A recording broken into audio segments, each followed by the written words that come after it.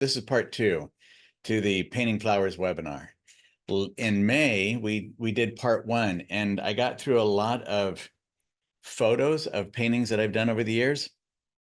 So tonight we're going to actually get to video clips to show you live or to actually show you through video the techniques and processes and the way that I think as I'm in order to create these vibrant flowers.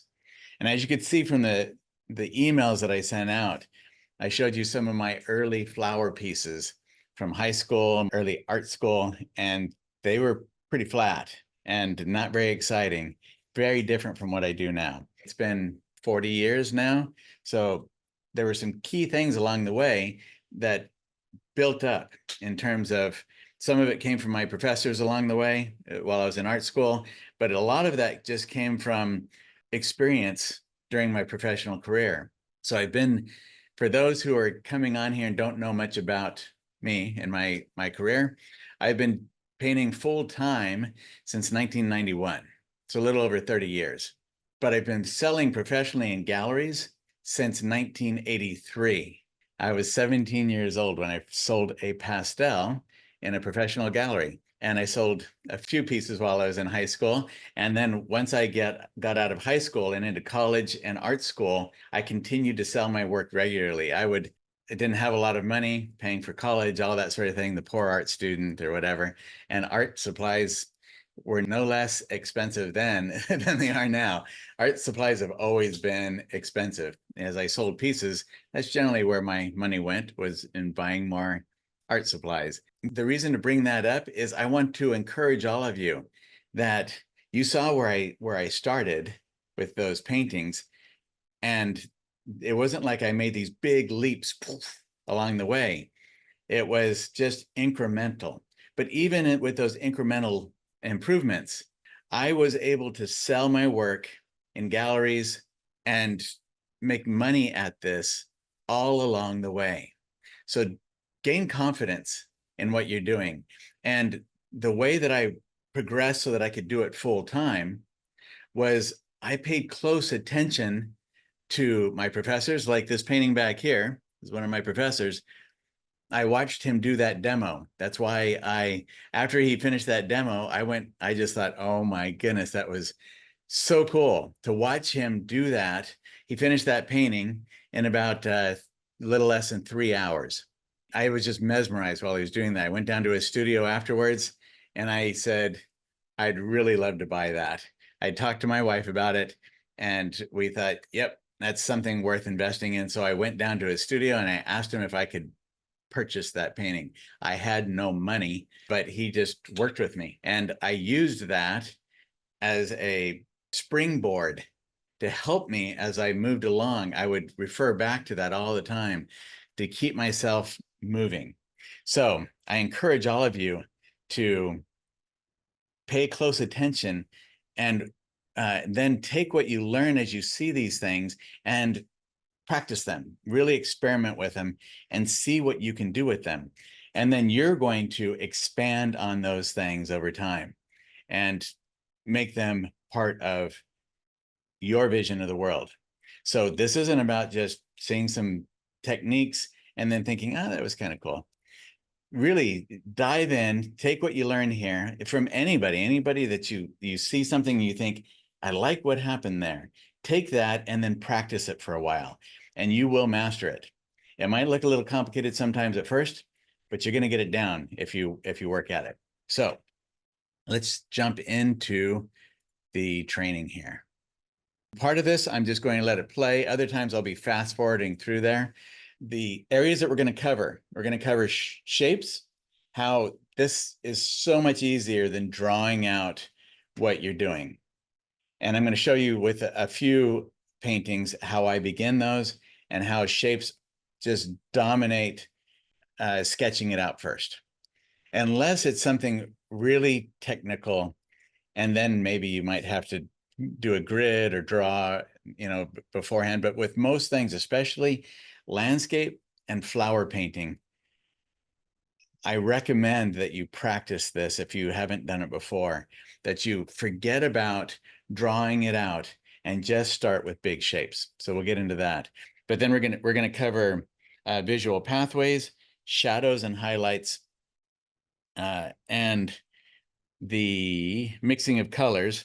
And then I've got a clip at the end where it's in the lily painting, the gifts that keep giving, that many of you have in either the courses or in the memberships. In that one, on the left side, there's a small yellow lily, and I've taken all the parts of that and brought them together so that you see how to do that lily from start to finish. So that's how we're going to end this up before we get to the Q&A at the very end. All right, so here we go. So sometimes I lay in, here's an example of, I've laid everything in with just shapes of color. As you can see, it's just some purple in the background, some dark shapes on top. And it's basically, in most instances, when I start a painting, I start with maybe one tone of color. As you can see in this, I started with the lavender on the top because it's the background, it's trying to create some depth in there and get some color variety. So I start with the lavender on the top and a transparent oxide red and transparent oxide yellow kind of mix in the bottom half, or the bottom, 3/5 of it. And then I come in with the shadow areas. The reason I start with shadow areas is I want something dark to begin with so I can put the light areas on top. In this instance, this was back early on when I was still using mineral spirits, which I really don't use anymore. But I just took a paper towel, put some mineral spirits on there, and you can see that all of this is still wet. Most of the time when I'm painting, everything's wet all the way from start to finish. And so I can easily wipe off the paint that I put down there back to the white of the canvas. So that's what I'm doing here, because I wanted to get back to the white so that I would have that vibrant, so that I can put down some thin washes of color at the beginning, and the light would bounce through off that white and make it much more translucent and colorful looking. So I start with those big shapes of wiping off my flowers. So I'm using the paper towel to make these shapes. Now watch, as I'm doing this, you'll see I'm drawing with the paper towel, and I'm using the same paper towel all the way through here. And so look at the edges there. Most of those edges are fuzzy. They're not sharp and hard. Occasionally there's a sharp, hard edge in there, but most of it's just broken and fuzzy. I want that because I want to decide throughout the painting, depending on my focal areas, the areas where I want the viewer to latch on to.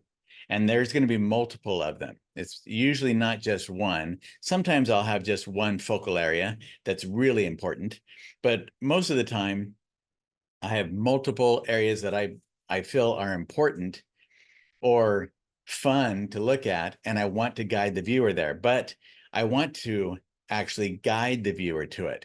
So I start off with softer edges overall, and then I use the hard edges later on to really hone in on an area, because the hard edges are where are going to attract the viewer.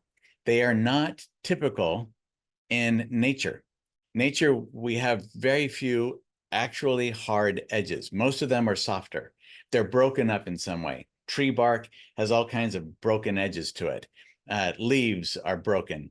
And part of the reason, a big part of the reason for that, is because of values.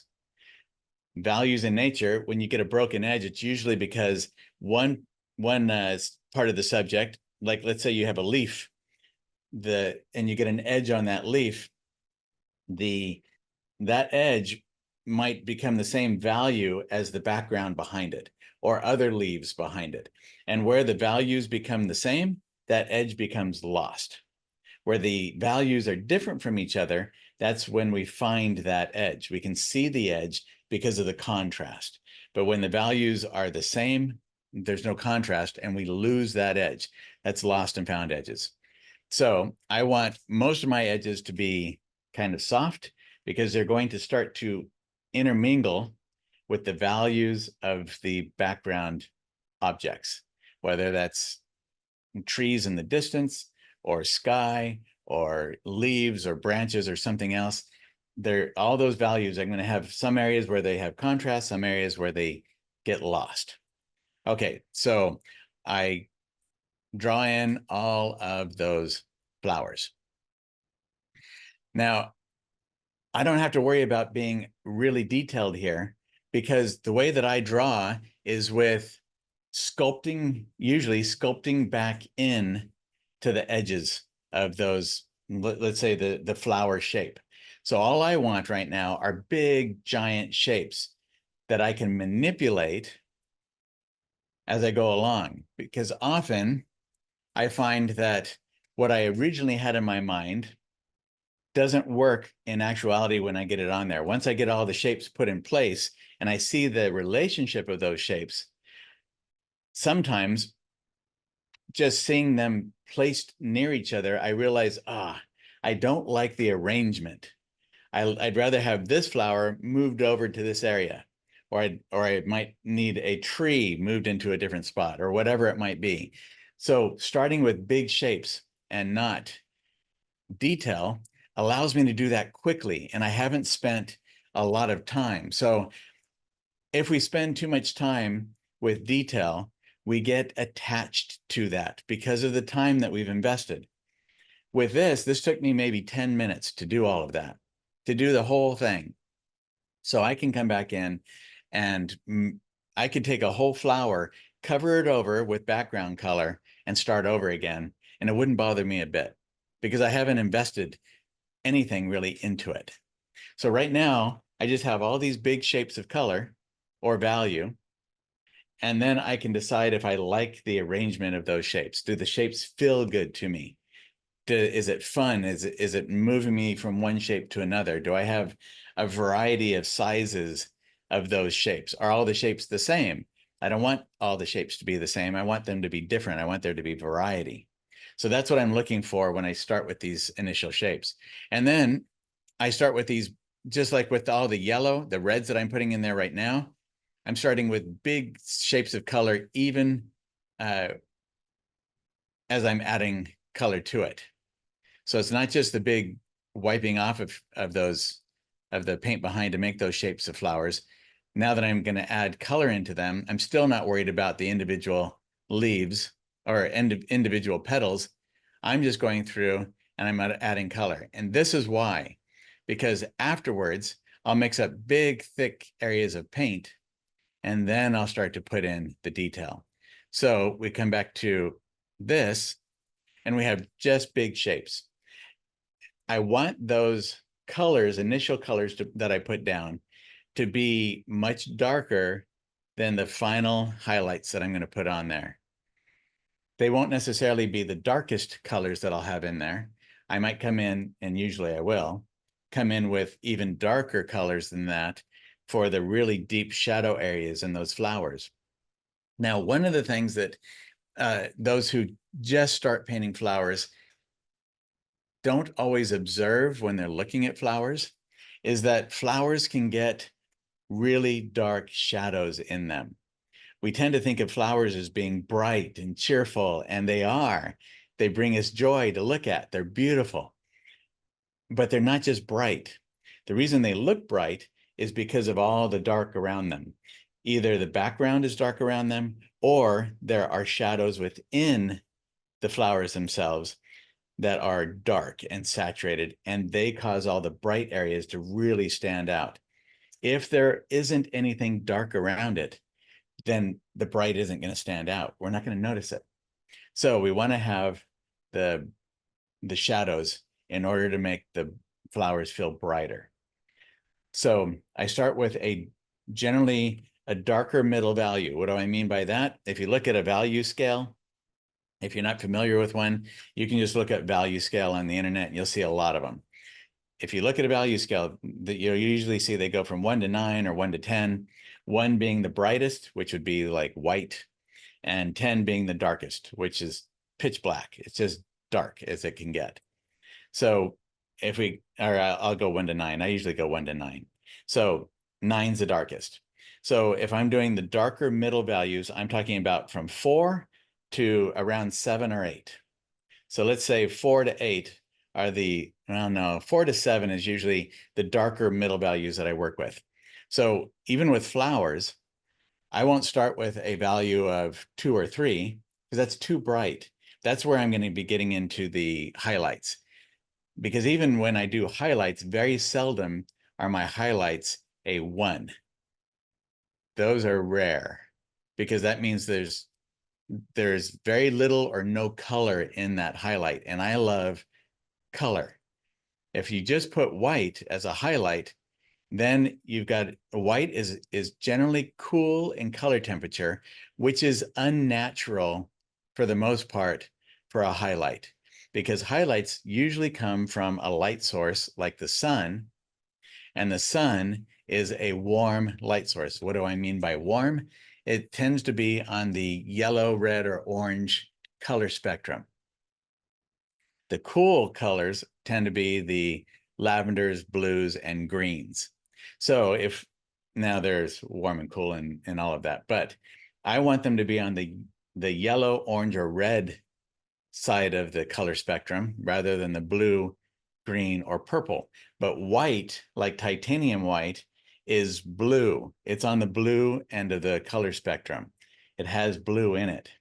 There are some whites that they make now that are warmer whites, but most whites are going to tend to be on the cooler side of things. Lead white tends to be a bit on the more yellow, orange, or red side of the color spectrum than titanium, but they're still, in relation to other colors, they're still tending towards the blue, green, and purple side of the spectrum. So when I do a highlight, I generally want it to be, especially if it's the one that is right in the sunlight, I want it to be on the yellow, red, or orange side of the spectrum. And I don't just use yellow for highlights. I often use red, because red mixed with white tends to be one of the brightest highlights you can get. So, so we go from here where I've got those, like the oranges and yellows are on the probably 4 to 6 spectrum of the value scale. So they're more in the middle value range, so that when I start doing this right here, those are going to be much brighter. So those we're getting more into the 2 and 3 on the value scale. And once I mix up big, thick piles of paint to do this. But you notice often I'll mix up a pile and then I'll realize, no, it's not yellow, red, or orange enough. So I grab some more of the whatever color I want to go with, yellow, orange, or red, and I'll put a little bit more in there. I almost always, when I'm working with white, I'll mix it up and think, nope, it's too much white. It's desaturating the color. It's making it not as vibrant as I want.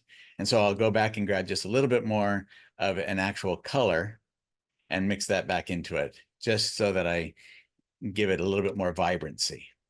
And then I take that and I'll lay it. So this is where, so now you see we have let me see, can I use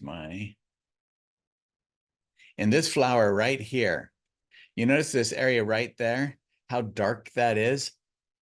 And before I do anything with it, let's see, get back over here and do that. Before I do anything with it, I've got that, it doesn't look like there's much there. There's some variety of color and value a little bit in there, but you can't distinguish one petal from another. But because I have that as a darker middle value, that's more in the 5, 6, 7 range of the value scale. Well, now I can place something with a brush that's loaded with paint. I can go on top of that very easily. Oh, let's see. Go and place a hello. All right. There it goes. And create the petals that I want there. And that's why I work with big shapes, because the little shapes like that can be added in very easily afterward, even like this right here. So don't start with little shapes. Start with big shapes of darker middle color. And then you can start to refine from there into smaller and smaller shapes, depending on how far you want to go. You can get as realistic as you want to, even starting this way. And it will be so much faster and easier for you than drawing all this out and trying to get every petal just right. You don't have to get every petal just right. Nobody's going to know. All you want to do is get the essence of it, the feeling and the poetry that you experienced when you looked at it. Whatever it was that made you want to paint it in the first place. So that's what we're after. All right, so we've got that. We established that. Now with these lilies, notice that this one's going to be a bit different. I have that one area right there in the middle, or off to, a little bit off to the right side, that I wiped back into. And then I said, nah, I'm just going to start putting in all the dark areas around it. Oh, I didn't add the reference image. Sorry, I had the reference image here. I forgot to put that in there for you. So it's just some bright, well, there's a lot of dark shadow areas intermixed with all the leaves and lilies and all of that. So I put in all of that first so that I can work on top of it. And remember, I'm going to be painting light on top of dark. And this is where a lot of artists will experience the muddy color syndrome. And what is muddy color? It just means that you've gotten the value is incorrect or the color temperature is incorrect for the situation. There's no such thing as an actual muddy color. All color is beautiful if you put it in the right place and at the right time.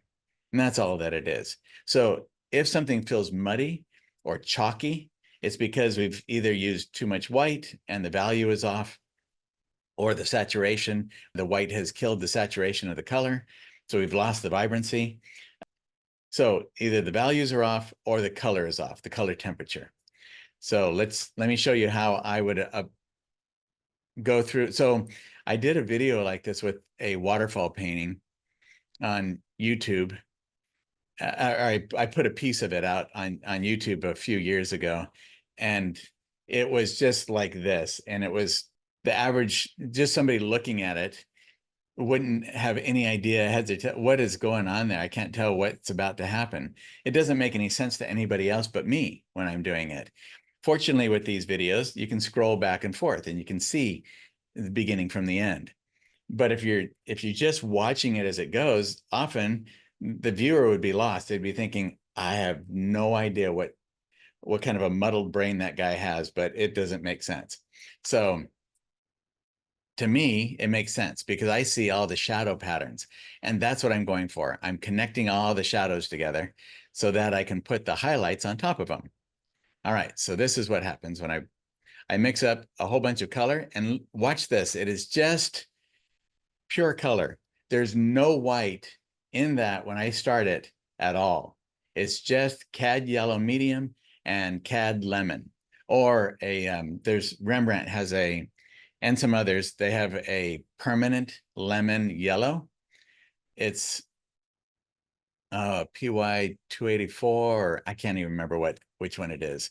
But anyway, it's cad permanent or cad lemon permanent is very close to, I mean, not cad, just permanent lemon yellow is very close in color and almost opacity.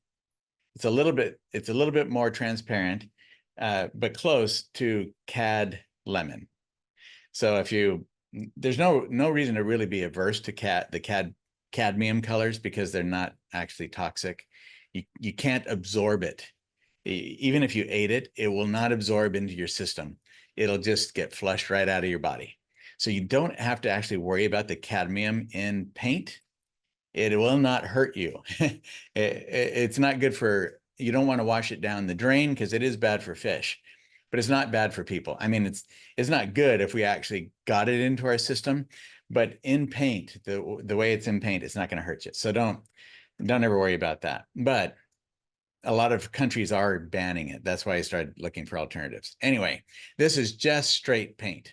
There's nothing on, no white is in there at all. This is one of the keys. If you're looking for keys tonight, this is one of those keys to vibrant flowers. Use paint as it comes straight out of the tube, or with very little variation from that. So yeah, there are some other paintings that I think we talked about in the last one. There's one where I did these really deep red roses, and they have some dark red areas in them. That's what made the highlights on there stand out. I had to make the dark red dark enough that when I put the highlight on there, it would really just be vibrant. And the highlight was just cad red light straight from the tube. No white in it whatsoever. If you add white to the cadmium reds, it destroys them. They become just desaturated and they look chalky and awful. They don't look red. So I had to figure out, okay, well, if white doesn't work well, then what can I do? And I figured out I just need to make everything else darker in value so that that cad red light really looks light and stands out. So I took cad red medium. I use that for the base color. And then I take the cad red medium and some ultramarine blue and maybe some transparent oxide red, mix those together. And I make my darker, the shadow areas, the petals that are in the shadows, I create that with that mixture, that dark mixture. And by the time I get from that dark to the medium value to the cad red light, that cad red light just looks bright and completely full of light without any white ever being added to it. So get used to, if you want vibrant flowers, to using the paint as it comes straight from the tube, and it will work so much better for you. Okay, so I mix that up, and you have to have, if you're going to put this onto dark, wet paint, you cannot do it with thin amounts of paint on your brush. You've got to load it up. If you notice, I just brushed that through both sides, and it is covered with a lot of paint. And I still have to do this with several different loads of paint. So what I do is I put that initial batch of paint down, I take it back, my brush back, I wipe with a paper towel or a rag, I wipe off the paint that's on there. And yes, you might lose some paint, and cadmiums are expensive. So it is going to feel like a complete tragedy to you at times, the amount of paint that you might feel like you're wasting. But it really isn't that much. It feels like it, but it's not in comparison with what you're going to get from it. So load up your brush, put down those initial strokes. When you put down those initial strokes, the reason I load up both sides of the brush are because I'm going to, as I put that down, each time I put a stroke down and I go across something that's darker in value, I'm going to pick that color up. If I try to use that same side of the brush again, all I'm going to do is put down a mixture of the yellow and whatever dark color I pick up. So I don't use the same side of the brush again. I turn the brush around, and then I use the other side and put that stroke down. But don't use the side that you've already used, because it will be full of dark paint and you're going to mix the two together. And that's when you'll start getting muddy color. So that's how you avoid it. So then I go back, I load up my brush again, I push it. You notice how I kind of bulldoze it? I push the front of the brush into the paint, load up that edge, and get a bunch of paint on there. And then I'm going to put in the big stroke that's going over the really dark area right there. There's a bunch of dark paint there. You notice it flared out there on the end of that. And it's a mixture of the dark and the light. Well, I can't go in and try to play with that stroke and get it to work, because all that will do is mix the two. It'll mix the bottom layer and the top layer together, and then I'll get this value that's in between the dark and the light. That's not what I want. I want a really bright flower on top of there. So I go and I wipe my brush off and I do it all over again. I bulldoze into it, get a bunch of paint on the edge of that. You can see the paint sticking off of there. And then I put it on there. You notice I was just about to try to play with that and realize, oh, nope, I can't do that because I've got dark paint on here. So I wipe it off and I go back in now. Because I have such a thick glob of paint there, I can start to play with it. But I have to be very careful, because even with that thick glob of paint, it's very easy. Paint loves to migrate up through layers. So if I push too hard when I'm playing with it right now, I will pull the paint that's underneath it up into that thick glob of paint. So I carefully play with this, and I'm already starting. See, I realized right there, right in, let me get my pen here, right in that little area right there, I'm already starting to get the two colors mixing together. So I could not, with the brush as it was, still play with that, because what we're doing right here with a thick glob of paint is we're just sculpting. We're just being sculptors. It's just like playing with clay or anything else. My brush is just a sculpting tool at this point. It's not really a paintbrush. So I'm manipulating this thick layer of paint to push the paint into different spots. But if I'm not careful, I'm going to lose it right here. And rather than just this one little area here being full of dark paint, I'm going to start pulling that into other areas. So I need to wipe off my brush and start again. Okay, this takes a minute every time I use that pen. I'll try not to use a pen very often because it does not seem to want to start right away. All right, so see, I load it up again, and then I come back and I can pull over that. So what's happening is I have in my mind, this flower over here is what I'm going for. And I'm not going for all the flowers around it. I'm going to create this flower so that it stands out by itself. I'm going to eliminate the flower right behind it that's kind of taking away some of its bright glory there. So because I want all this dark back here to be mostly what is behind that flower, so that that flower, because that's going to become my star. That's going to be the most prominent area in the painting. It's close to the middle, just a little bit off to the side. So it's going to be the most prominent flower in here. And I want it to really stand out. So I make sure there's a lot of dark values behind it, because this is going to be my biggest point of contrast. So when I put that stroke down, I love the dark behind it, and I don't want that to get ruined. I could fix it later if I need to, but at this point, I really want that stroke to be as close to how I want it to finish out as possible. So right now I am sculpting it into just the kind of shape that I want it to be. And so now you're seeing how I do that. All right.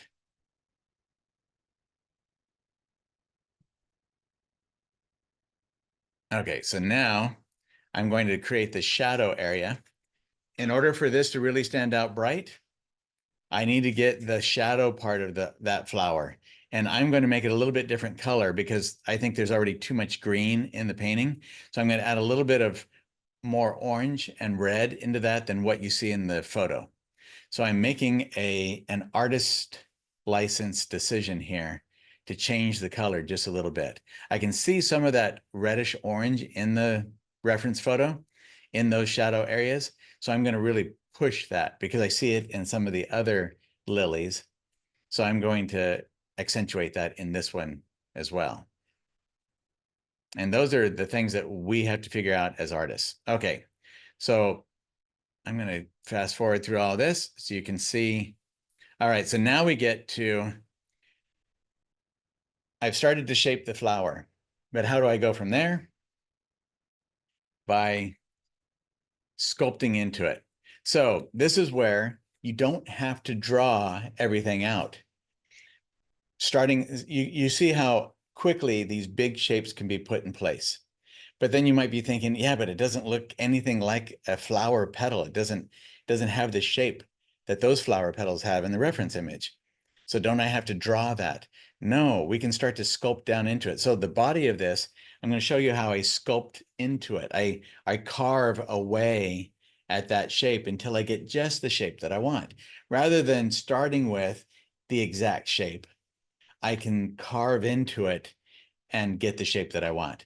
But it'll become more interesting this way because I'm using a lot of little shapes of color and different values to carve back into it. And it becomes much more dynamic this way.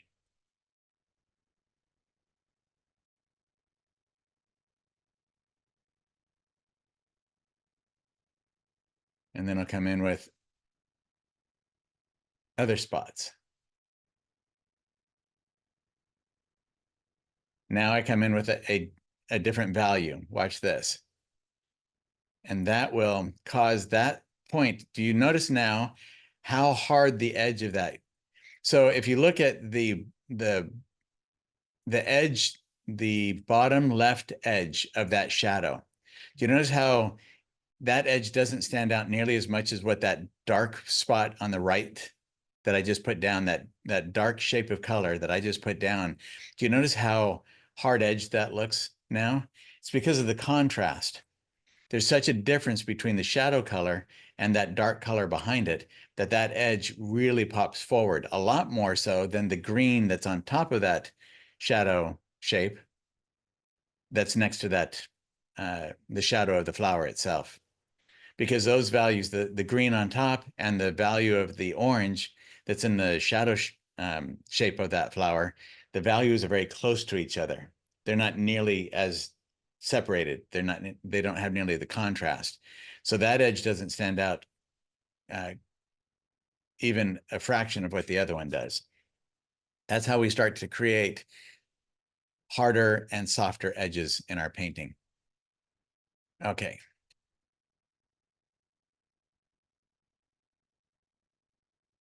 All right, we don't need all the little things. So I start to do that all the way through. Now, you notice here, see the difference between where that dark shape was that I put down? Do you notice that I broke that shape up a little bit? Because I didn't want that edge to be overly hard edged, because I don't really want to pull the viewer's eye to that spot. So I just pull a little bit of the orange of the flower into that shape and break that shape up a little bit, and then it doesn't stand out quite so much. And because the edge is broken, or it has ridges and differences in it, it causes that to soften that edge a little bit. All right, let's see. And so I just keep on carving back into this shape, deciding how big I want it to be or how small. And that's how I draw with paint and with shapes rather than with lines. And it becomes much more interesting than if I did all of that with lines and then filled in the blanks. So rather than paint by number, we want to paint with shapes. So paint by number starts with a bunch of small shapes, and then you just put the color in there. And that can work. Now, when I say something like this, don't think that that is a rule. That's just what works well for me. You have to find what works well for you. But I hope that this gives you some ideas that might be useful to you. If you've been drawing everything out first and then painting in the lines, this might end up being a lot easier for you in the long run once you start to practice with it. Okay, so we'll move along with that. All right, so there's a good spot too, as far as creating the edge right there. It's just a little stroke. I take the paint that's already there and I pull it down a little bit, and boom, I've now curved that flower petal down. very easily without ever having had to worry about that detail early on. So it's very simple after you have the shapes in place to start to get the smaller details in there if you want those smaller details. And the reason why that stands out now is because of the values behind it. Those darker values help that highlight to stand out right there. All right. And then I start to add a little bit more darker even in between it and some more saturated color with that reddish orange, so that it just enlivens it. It makes it more fun and interesting with color in there. Okay, so now we will move on here. Well, you might want to see that one. This is where you can, just with one stroke, it is so fun to do this. You load up your brush. You got to get it really loaded up. And this is with Cad Lemon, just Cad Lemon straight from the tube. Maybe a little white, but usually just Cad Lemon straight from the tube will do it. And you notice how careful I am. I'm drawing that edge because I want that edge to work out right from the start. I don't want to have to go in and try to do it, fix it, if I can help it, because I like what's back behind it. And if you lay that down and are careful with that, really with a very loaded brush, you can get that kind of an edge, and boom, the petal is complete. And it was so fast. It was so easy to do, relatively speaking, compared to trying to paint it by drawing that petal in and then painting within the lines. Okay. And then I can go in and tidy it up by carving around it. All righty. So we've got that. Now let's get on to, let's see, where are we at? Sorry, this can take a little while sometimes to catch up. Oh, here we go. I thought so. We were starting a different one. All right. This is where Premiere Pro can be slow. Okay, now we'll move on to the hollyhock. So what I'm doing is I'm showing you different ways that I've started some of these paintings. So this one,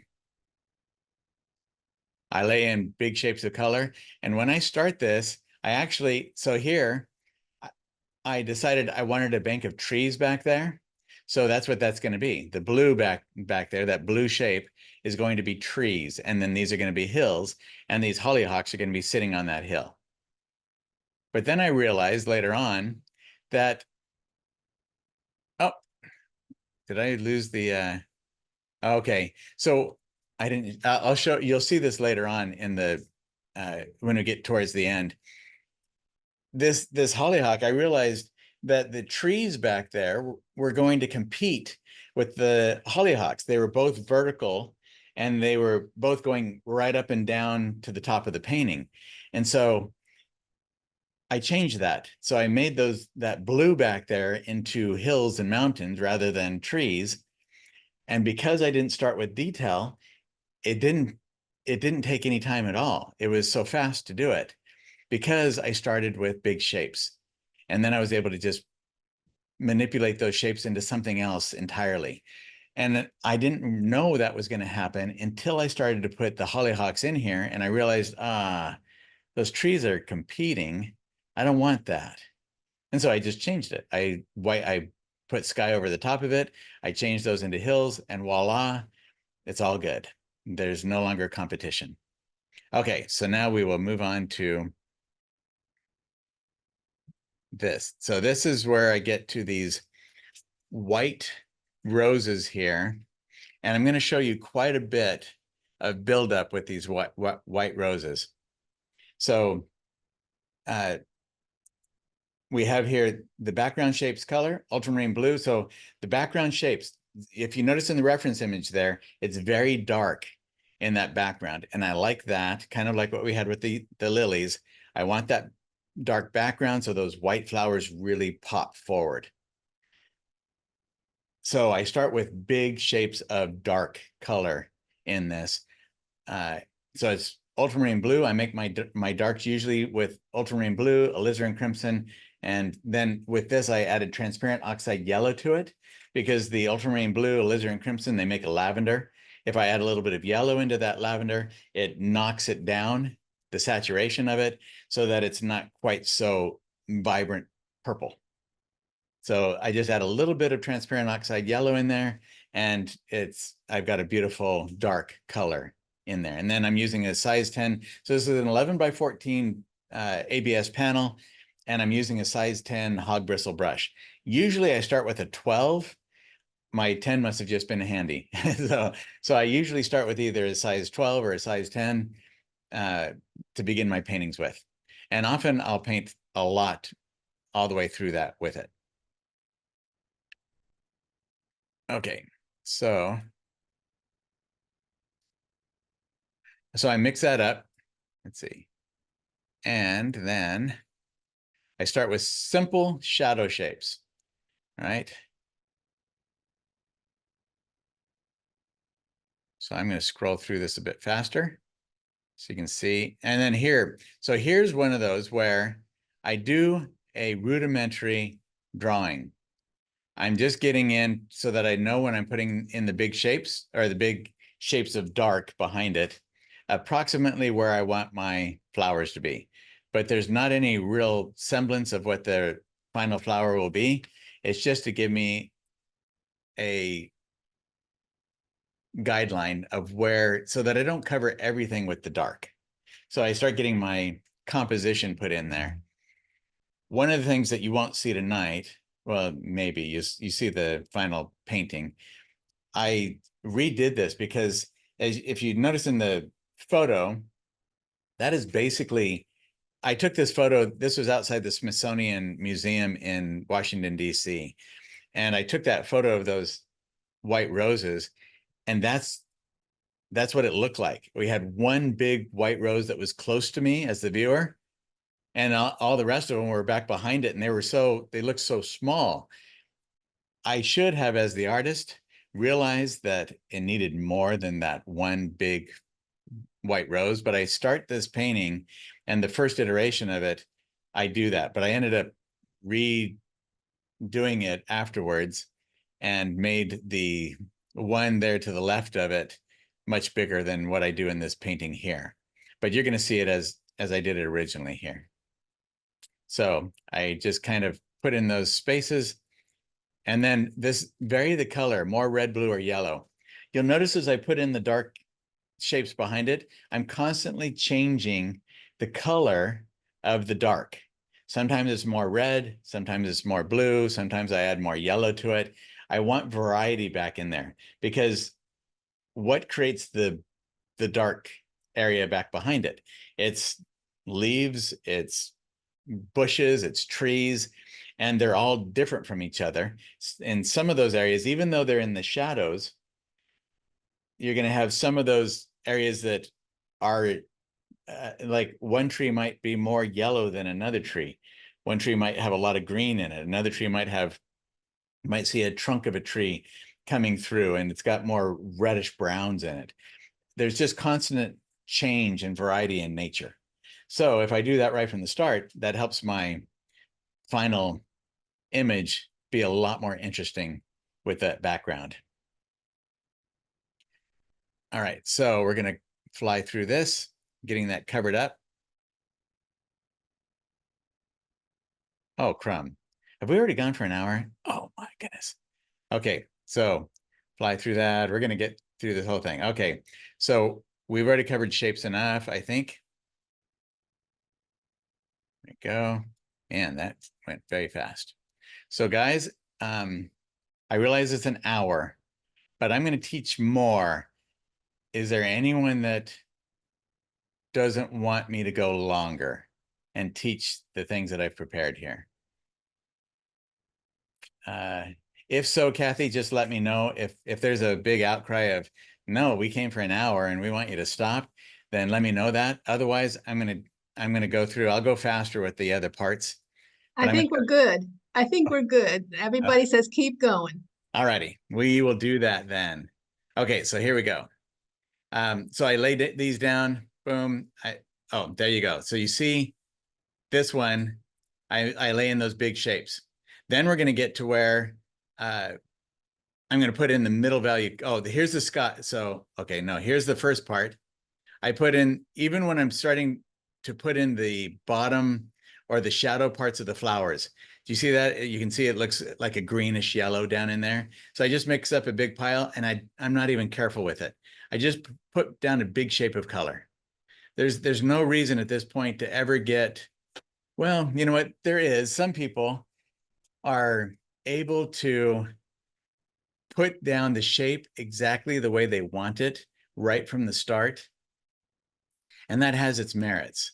I don't paint like that. I'm much more spontaneous, and I'm painting so fast that I've never felt the need until I get farther into the painting to slow down. But there are times when slowing down might have actually saved me time.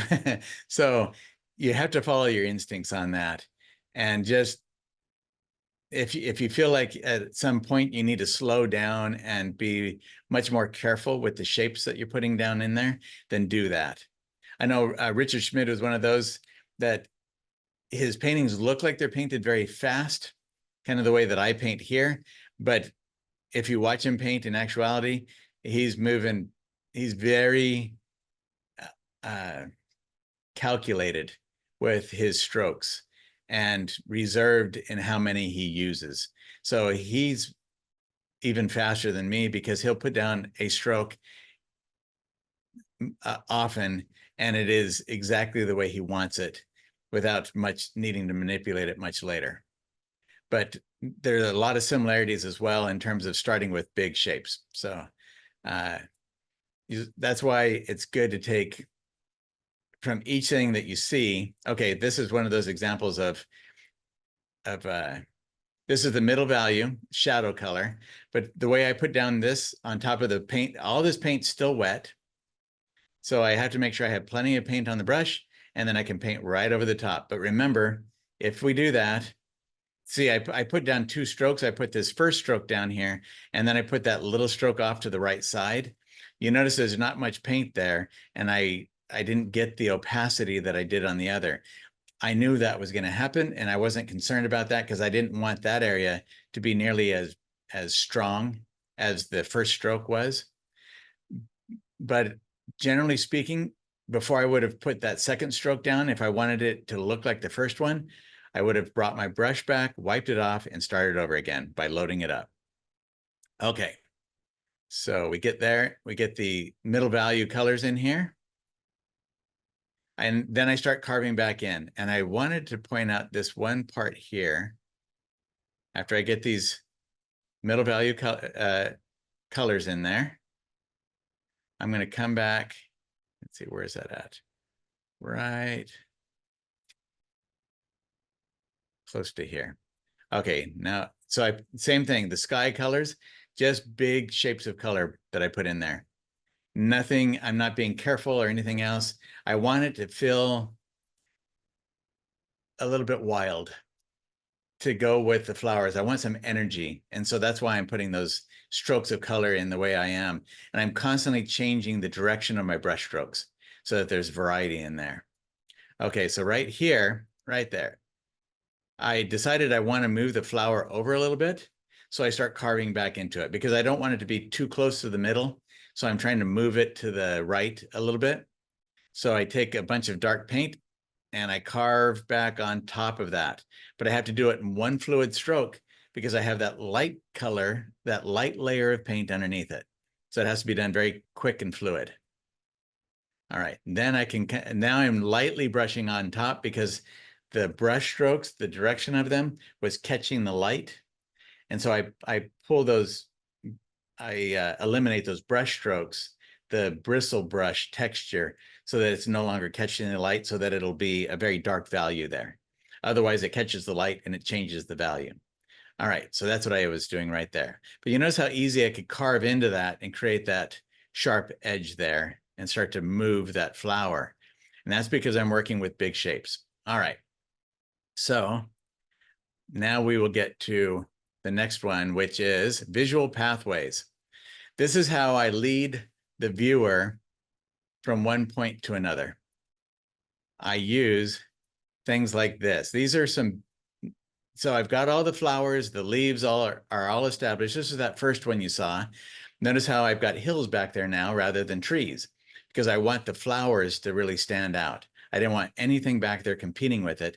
And now those mountains are in the distance and I don't have any trees that are getting in the way. So I changed them into mountains. And then now I'm going to put in these bits of grass. The overlap will help to create depth. But I'm also going to use these pieces of grass to point the viewer to particular places that I want them to look. And I'm going to have multiple pathways that I'm going to be creating here. So part of the way that I create pathways is with dark and light. It's areas of contrast. So I have all those dark shadows underneath these leaves, and then the bright leaves become pathways. So, but these bits of grass are what are going to really push the viewer. So this is how I do this. And I'm going to show you this one right now. I'm going to show you how I do that brush stroke again. Watch how I twist that brush as I go, so that I get more paint. As the paint comes off, I start to twist the brush to where I have paint again. Okay. And then I'm also holding that brush farther back on the handle, and I do that through most of the painting. And that's because it lets the brush, you notice how it kind of dances. It looks like it's dancing a little bit. It gives it a lot of fluidity.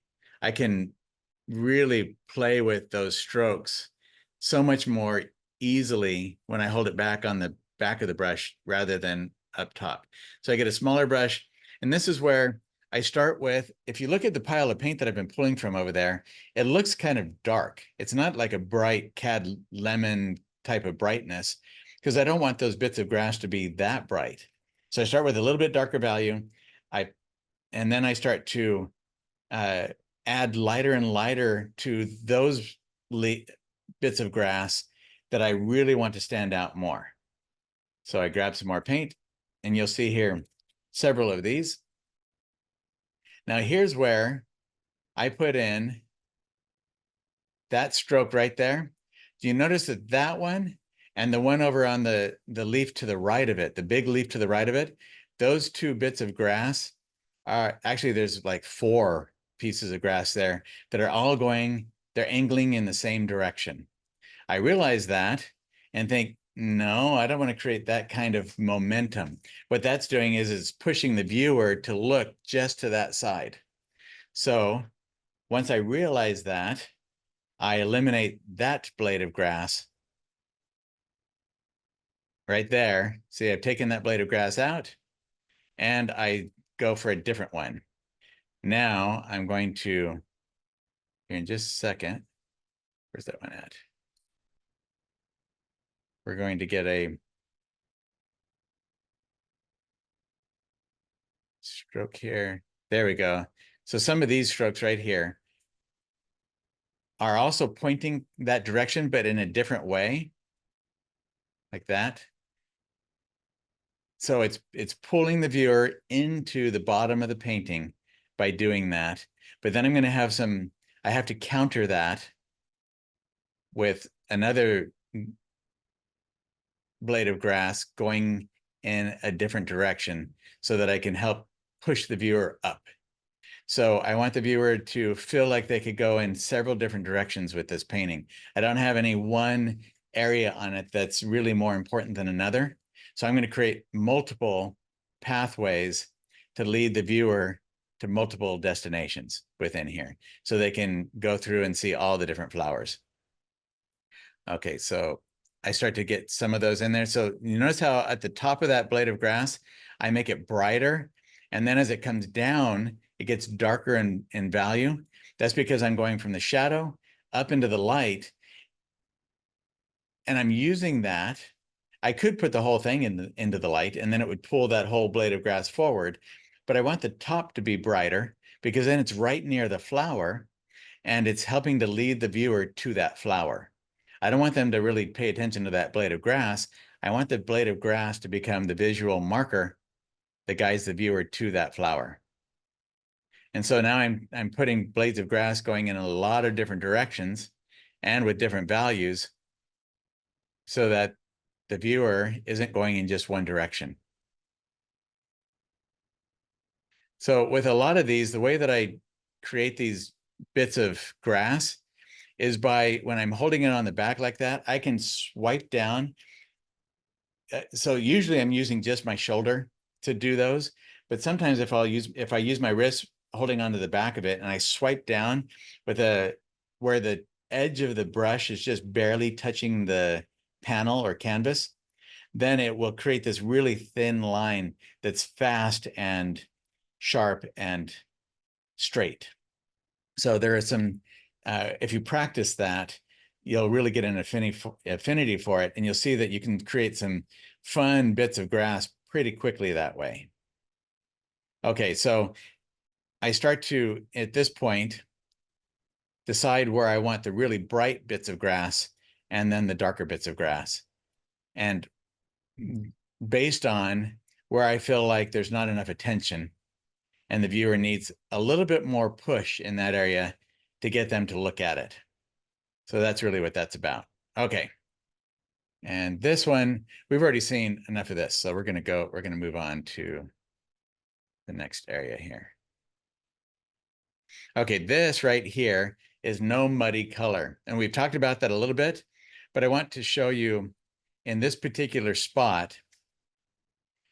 It's just this is really quick, but it will demonstrate readily what the difference is between muddy color and intentionally pulling one color over the top of another and having them blend a little bit. I've got some dialogue in here from the video itself that I'm going to let it play here. It's about 20 seconds long here in just a moment. Yeah, I just got white coming into my darks in here.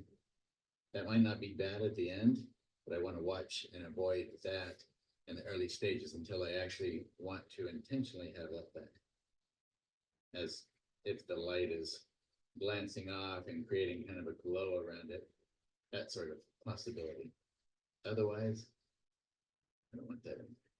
Okay, so the whole point to that was to show that towards the end of the painting, I might do something like that. That little bit of color right there where it started to blend in with the background color and it muddied, or it changed the value of it, which makes it muddy. Sometimes I want that, and I might intentionally take a brush that has no paint on it, especially like the mongoose type. They're now made with badger hair, but they're in between a sable and a hog bristle in their springiness and stiffness. So I might take something like that and just touch the edge of that bright, thick paint and kind of drag away from it with an upward sloping stroke so that it starts off with more paint, and then I pull away from the canvas and it dissolves it into the color behind it. And what I'm doing there is I'm creating the illusion that light is bouncing off the edge of that petal, and it creates kind of a glow right there. But in reality, I'm softening that edge. So when I want to intentionally soften it, that's a good way to do it. But if I'm working where I'm trying to get a light color on top of a dark color, we've already demonstrated that that has to be done in one stroke without coming back and playing with it. The reason why that happened right there is I came back with the same brush and brushed over that, and they were already starting to mingle, and that's where I got that kind of color from it. Okay, so the next spot is, this is a lily start to finish.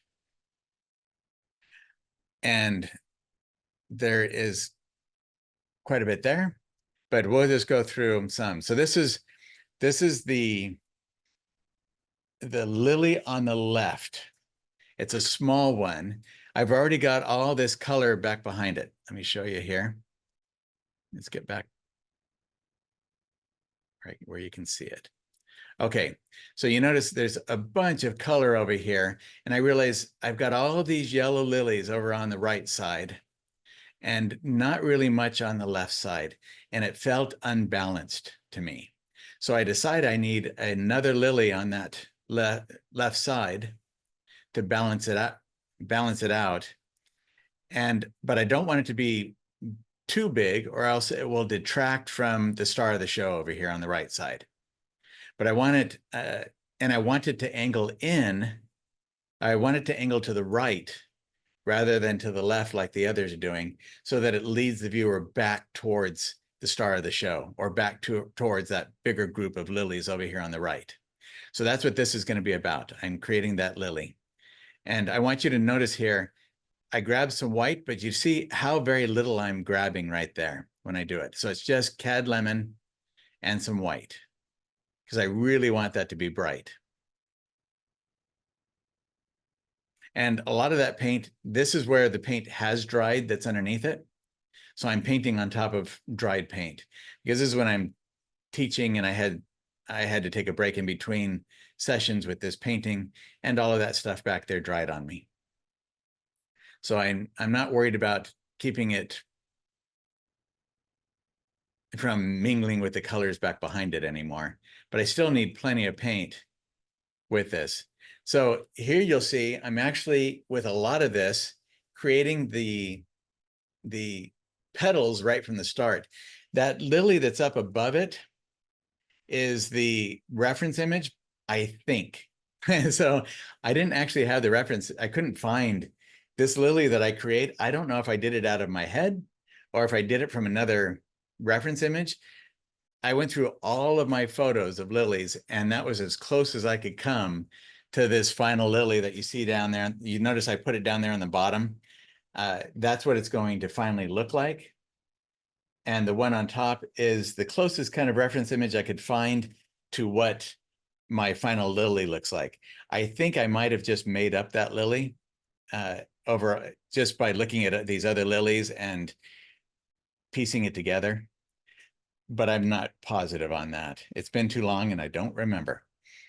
But that gives you an idea of what I'm doing here as I'm putting this together. So I actually start right there with a stroke that is the petal right from the start, rather than just a big shape of color. I'm starting, because it's so small, I'm starting with smaller shapes and finishing them right from the start. But then I don't know exactly what I'm doing with it, because I'm doing it from my head mostly. And so I do have some carving that goes on in here.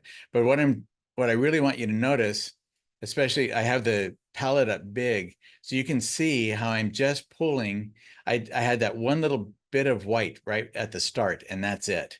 The rest of the time, for the most part, I think is just color straight from the tube, mixing some of those colors together.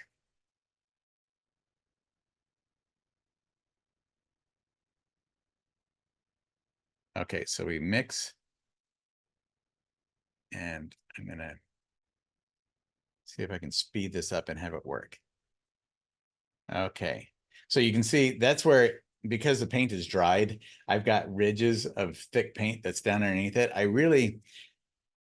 I could have scraped those ridges off, and sometimes that's a good thing to do, because if those ridges, if I don't get thick enough paint on top of it, those ridges might create a line in there that doesn't work well with the subject.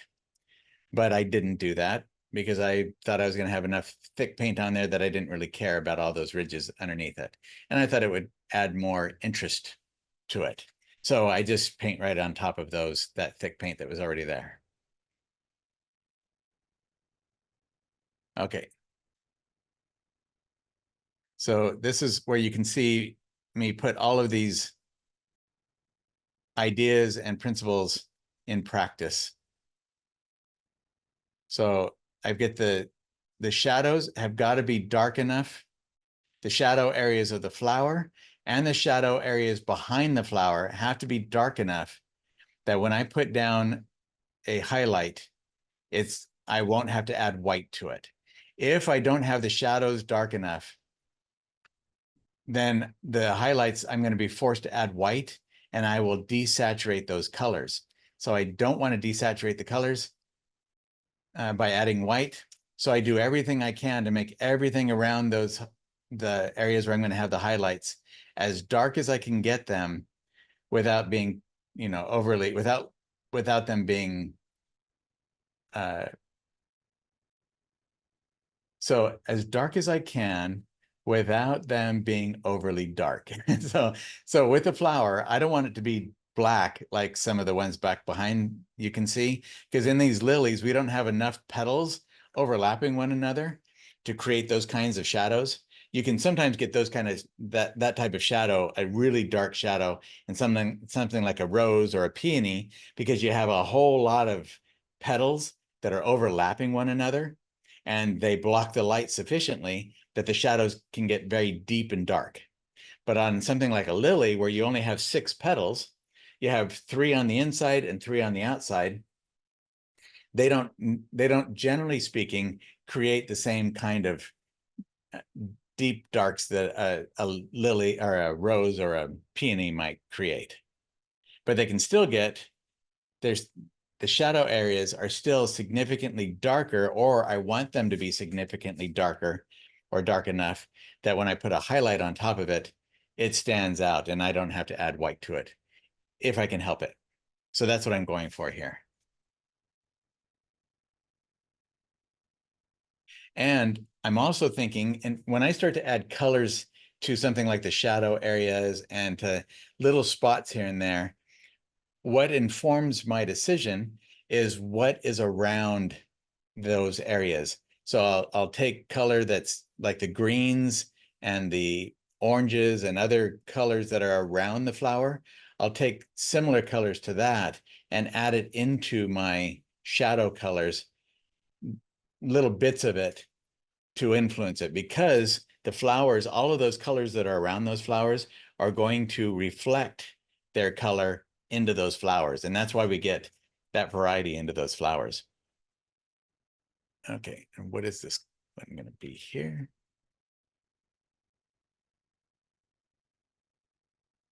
Okay, we're going to fast forward through some of that. Oh, so this is where I start to carve back into it. I didn't like that shape, so I'm carving back in and using that as the drawing right there.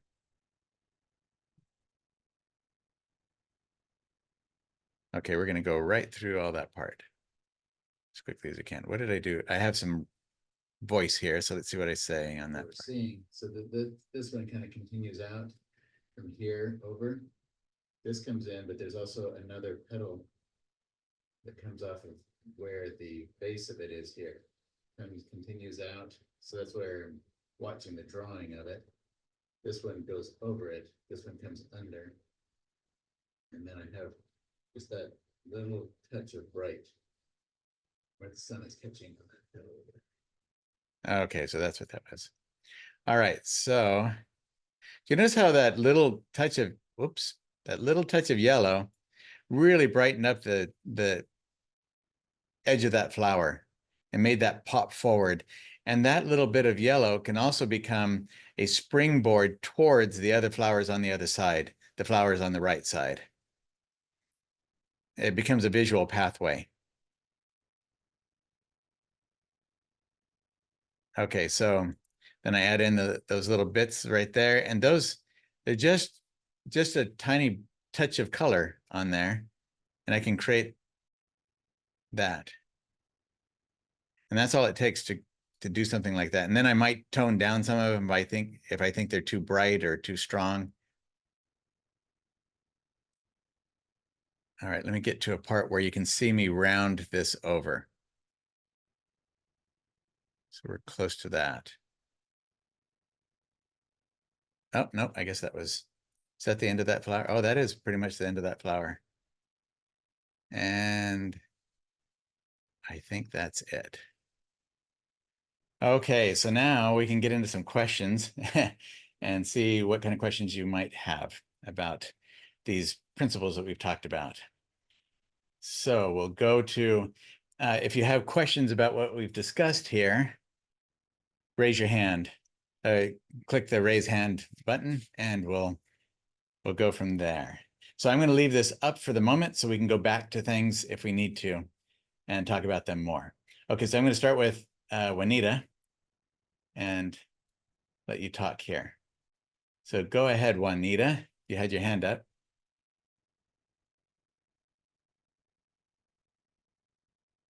You can just unmute yourself.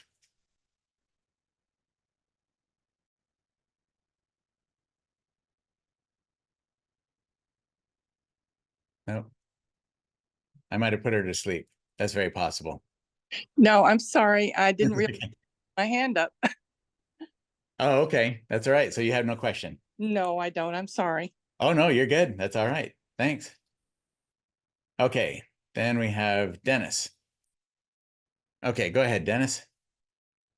Hi, Bill. Any tips for using acrylics with these type of techniques? Let's see. So I've used acrylics a little bit in the past, but not a whole lot. A lot of the principles are exactly the same, though. They're exactly the same in the idea of contrast. The main difference is going to be the dry time of the acrylics. So I've seen there are some artists out there. William Hook is one of them. He uses acrylics a lot like people use oils, and he's painting. So the way that he does it is often he'll use just two brushes, and they're both size 12 bristle brushes, and he'll do the whole painting with those. So if you look up William Hook, look at Meyer Galleries in Santa Fe, New Mexico, and you'll find William Hook. He's been one of their artists for 3 decades now, or thereabouts, and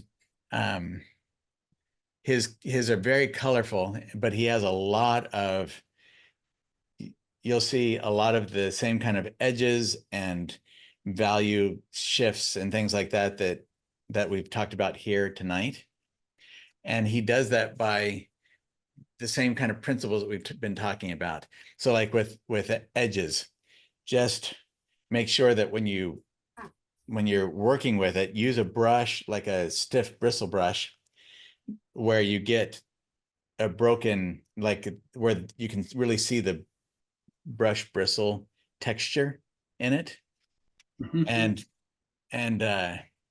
practice with the texture of whatever you're painting on. So if you're painting on a panel, you might play with creating some texture with the primer early on. That can help you to get some of that same kind of broken kind of texture with it. But really, it's just loading up your brush with enough paint that when you lay it down, it breaks up the way you saw with the strokes as I did them here tonight. Okay. Part of that, it also comes from under mixing your colors. So if you watch the way I was mixing those colors, I don't mix it until it's one homogeneous color, where it's just you look at it and you think, oh, that I see one exact tone, value, or hue of color. You'll see a striation of colors in every mixture that I do. And then I push my brush forward and I'm getting a little bit of cad lemon and a little bit of cad yellow medium and maybe some orange in there or whatever. And they're all kind of intermixed together so that you wouldn't be able to necessarily pinpoint exactly which color it was. That's how I usually mix my colors. And so like, for instance, let me use the thing down here. This leaf down here. Sometimes I'll get that leaf by putting down the dark green first and then adding that little bit of light green on the edge. But more often than not, I'm getting that by pushing my brush through a mixture of paint that has that light color right there that gets on one edge of the brush and the dark color more on the other edge of the brush. And it goes down all in one stroke. So there's a couple of ways that you could work at getting that kind of stuff. What in particular are you looking for with the acrylics that you saw in this here tonight that you've had trouble with before? Well, I like the way you put when you go in there, you have the dark and how you put the light over it without getting it muddy. Okay. The problem for me. So, um, do you think, and based on the experience you've had thus far, do you think that you could put like the dark down and then do what we talked about where you load up your color onto your brush, the bright color, you load up your brush with that bright color and put it down in one stroke? Will it go over the top of that dark color without mixing into it? If I'm fast, yeah, it should. So I think more than being fast, it's having plenty of paint on your brush so that when you put it down, so if you have a thin layer of paint on your brush and you go to put it onto another layer of paint that's already down on there, that's usually where you get into trouble, because then there's the bristles of the brush are cutting through the layer that's already on the painting and mixing it into right off the bat with the paint that you have on there. So if you try to put a light color over the top of a dark color, you have to load up the brush with a good amount of paint. And if you notice, when I shovel it forward like a bulldozer and load up that brush, that's where I'm really loading up. So I swipe both sides of the brush, and then I bulldoze into it, and then I can pull over the top of that dark color, and I've got plenty of paint there so that I don't disturb the layer that's already down on the painting. That's a good point. I'm also thinking there are slow dry mediums by Liquitex, or you can use one of the open mediums by Golden to give you a little bit more working time so it doesn't dry immediately. Yeah, that could be. I don't have I don't have much experience with that at all. It's like what Albert Hindle said about oil paints. Two things, they dry too slow, or they don't dry too slow. Same with acrylics. They dry too fast, Yeah. So you just got to work with the medium, but that's some good tips. Thank you. You're welcome. It's helpful. Very helpful. Oh, good. A lot to absorb. All right. Well, I'm glad you got some things from it. Thank you, Bill. You're welcome. Okay. And then let's see this one, lower hand. And we've got Margaret. Okay. One thing I want to mention, obviously in an hour, we can't cover very much. That's why, based on the first webinar that we did with this, we had multiple people really want to dive deeper into this. So I created a course for flowers, and I want you to know about that. You might have seen the emails for it, but it goes beyond this. So just like what I was doing with Dennis right there, where we went through this, we went through all of this training, and then he had questions about how to specifically apply it to his situation. That's what that course is that I designed. That's what it's about. There's coaching in it. So I'll be having twice a week where we do live coaching like this. There's going to be assignments. You're going to go through videos like this that are very specific about each area to focus on to get vibrant flowers. And then there's going to be assignments based around that, so that where you actually have specific things to practice so that you can nail this stuff down and really learn how to apply it. But as you go along, just like I talked about with that experience with the Riptide,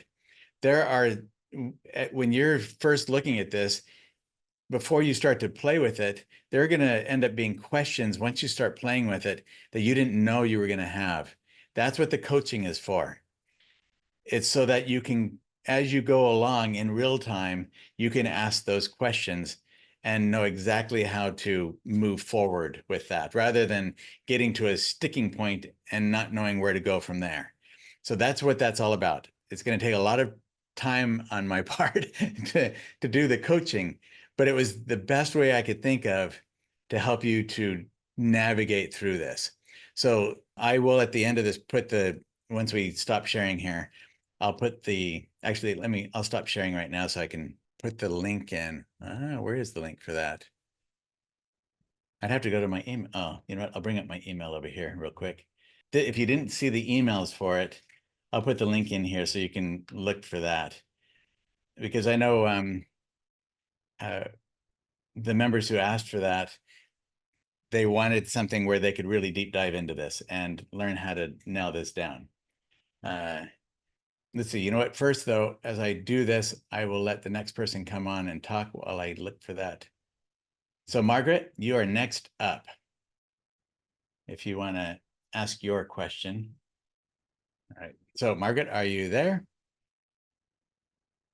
If not, don't worry about it. I will call in somebody else. Okay, so Margaret might not be there. Let me get to the Debbie. So we will mute Margaret and go to Debbie. I'll lower Deb. There we go. All right, Debbie, do you have? The question I had is about all the filler information behind the flowers and how you put that in when you've already painted the flower. Oh, okay. So let me go back and share the screen again. You're wondering how I get colors back behind again? Is that right, Debbie? Yeah, all the filler information that's behind the flowers, because it looked to me like you first put in, your tones, and then you started painting the flowers immediately, but there's so much smaller information in behind the flowers, like little leaves, the little, faded flowers and things. Yeah, that's a great question. Okay, so this is where I work in layers. Let me see. So this is all that one. You know, I'm going to bring up one that I closed out so you can see. Open recent. You can see all the things that I had to open. Where's the lilies? Lilies. Final video to break it. Yep, that's it. So I'm going to open another project and hopefully it will show. So here we've got the whole video and I will show you. So let's take the flower right there that you see that I was just working on. It's down in the background. So when I started that, let me see, I'm going to put a mark there so I know where we're at and then go backwards a bit. You'll notice I already have that, the start of that flower there. So look at that. As we go back, you see how there is those few strokes that I had in there, right? Here, I put those few strokes in to start with, and I didn't like them. I decided I wanted that flower to push back into the background. So you'll see here the series of events as we go. So I take some of it out. I just took my palette knife and scraped off some of that paint, left a little bit there to start with because it was a darker value and it wasn't so clunky looking. Okay, so we get some of those in there. Now we'll start to get in here. So right there, so there's a couple of parts to that, Debbie. One is that I'll do it with small shapes. When I get close to one of the flowers that I've really put some work into, I will slow down and be more deliberate with small shapes around it. So that like we showed, I'll carve into that and create exactly the flower that I want right there. When I get to the other parts, I'm not so careful. So we'll get to some of those parts here. Get past that one. Okay, we've got a little ways to go. This is why I like fast forward. Right here. So now I start using my palette knife. So I use a lot of different things. I'll use a brush, I'll use a palette knife. Oh, I've got the sound. Let me mute the sound on this. There we go. It depends on the kind of textures that I'm going for, but I really wanted to get a kaleidoscope of color and value back in there. So I just took my palette knife. I've got this big pile of paint. You notice over here on the far right side, that pile of green. Well, when I push my palette knife into that, let me go back a bit. Right there, I just load that and I'll get a bunch of paint And that was kind of why I end up with that big pile of paint. Oops. And I made a few piles right at the start. Let me see if I can get to where I actually grabbed from that pile. Ah, so that's the one. So right here, this is part of what I was talking about with Dennis as well. I undermix the color. And then my palette knife is all loaded up with undermixed color. So it's a kaleidoscope. And that's when I just start to move it around and see that I back and forth top and bottom of that palette knife using the paint that's on there. Rather than wiping off my palette knife, I decided I would just use the paint that was on there and get a bunch of something going on in the background. I didn't like the color, like the leaves that are associated with those lilies. I thought that they were boring. They're all the same kind of color and they are all kind of the same shape. I wanted to change that up and get a lot of different colors in there. So I'm using my artist license to do that. So I start with the palette knife, and when I get right there, as I get close to a lily, I'll get a little bit more careful, but I wasn't too concerned about that lily. So I just keep using it until all the paint on that's used up. And then, so right there, I took the back of the palette knife, scraped it into that thing of paint.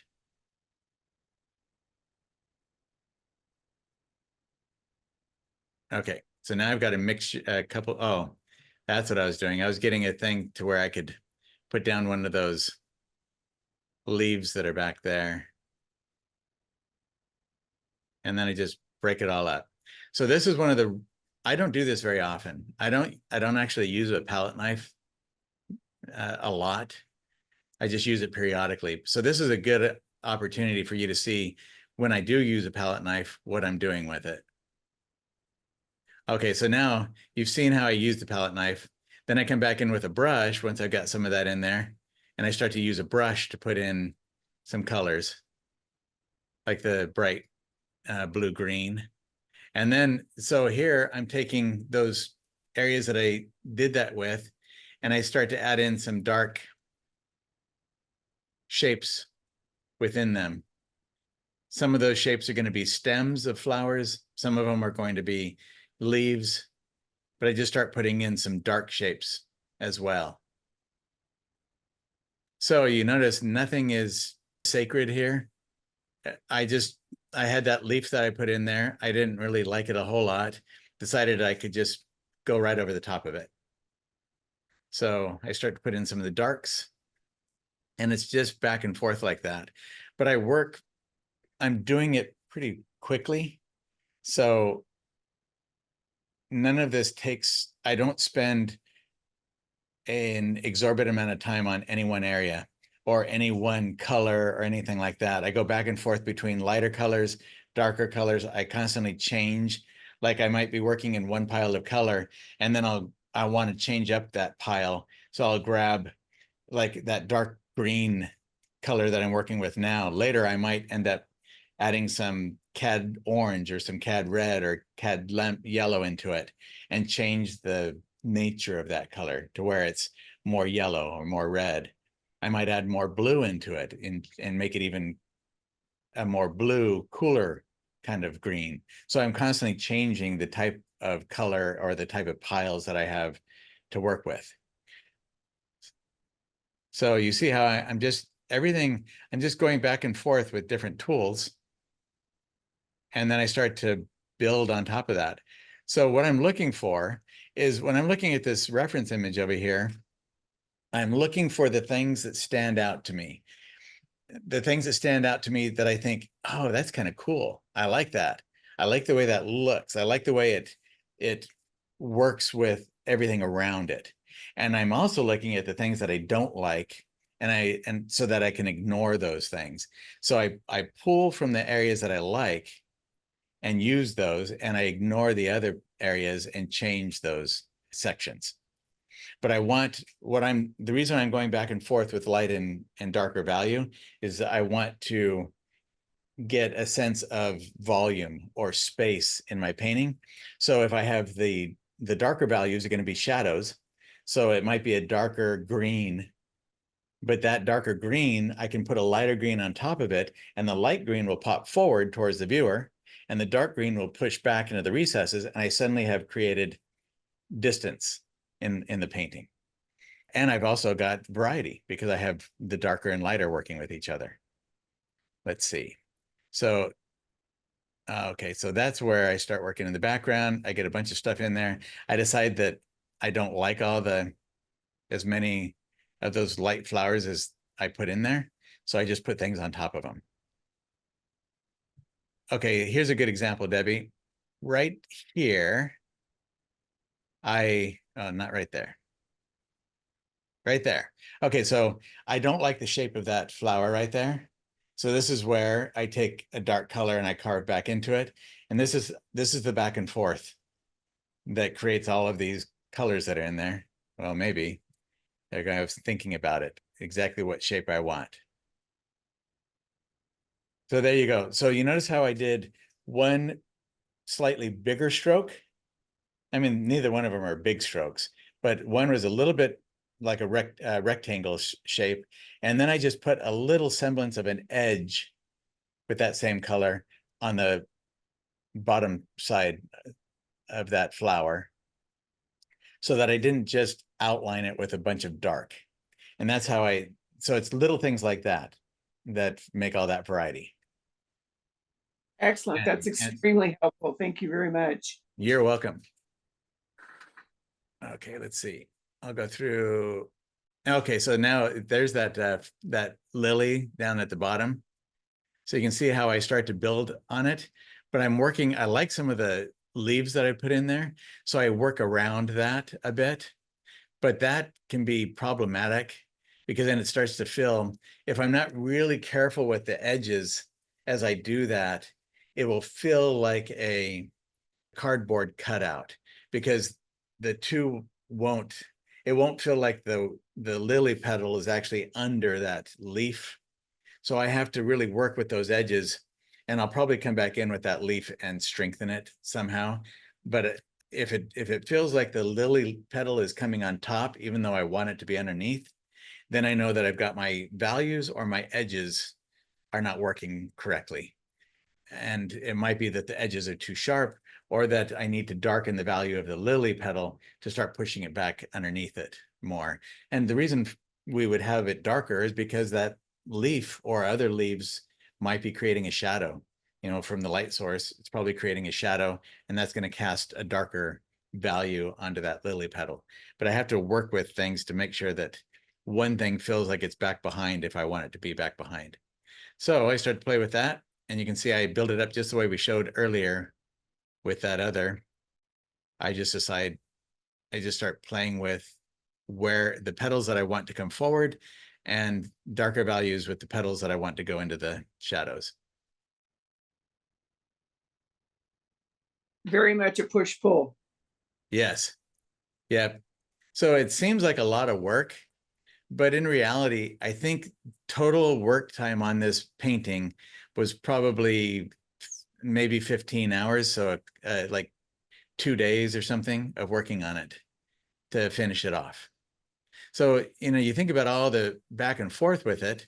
Yeah, there was 15 or 20 hours maybe put into it. But at the same time, there's a lot of little complex things that are going on in here, and yet they're still done very quickly. So by working like with the palette knife and with all the big mixtures of paint that I have, you can get a lot of variety in there without nearly as much work as it looks like it takes to get it, if that makes sense. Yes. All right. And then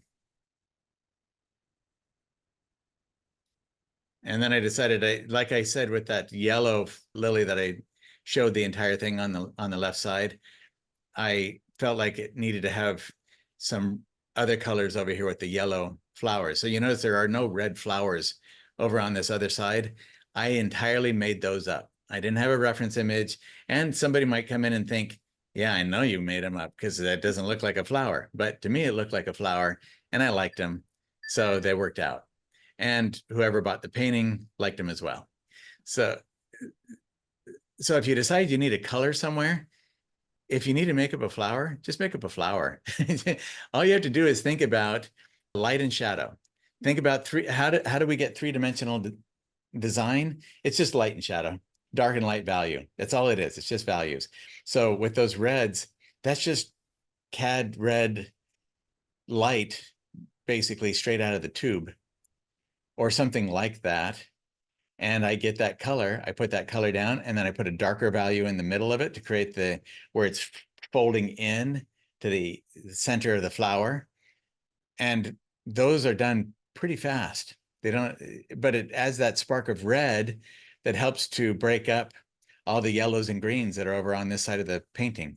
So hopefully you'll take away part of this too, is you can use your imagination. So I had all those yellow lilies back in the background, but I decided that you see those little bits of orange that are back in there? That's what I liked. I thought those are fun. And so I pulled those into it and made red lilies instead of yellow ones back there. And then I just play a lot with the shapes. So going through it like this in fast motion, you can really see how it's a lot of back and forth on small spots here and there. And what is that? Oh, that's where I changed it so you could see all of that. And there we go. Okay. So it looks like there are no other questions. Let me stop sharing. I see a question over here. Margaret Marzulli, do you use Turpenoid to thin the paint at all? I used to, as you noticed in that one that I showed, the original flowers, the red flowers, that's what it was, with the purple at the top and the dark down below. That I used, I never used Turpenoid. I've used Gamsol, and that was the Gamsol, the mineral spirits, the Gamblin mineral spirits.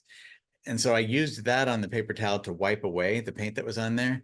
And in the past, I used mineral spirits to do my washes, but I don't use any mineral spirits anymore. It's all entirely just either paint straight from the tube. Once in a while, I will use maybe like a walnut alkyd medium or some walnut oil, some linseed oil, something like that to thin the paint a little bit. But for the most part, what I have started doing recently, Margaret, is using watercolor for my washes, because the watercolor, especially when I'm on location, sometimes the paint straight from the tube is so thick that I want to have it, it's not as fluid as I would like it to be. But I've stopped using mineral spirits almost entirely. And there are times when I want to have a more fluid wash that I put down very quickly. And watercolor works out great for that. In fact, it's historical, the use of watercolor under oil paints. They've been doing it for a few hundred years.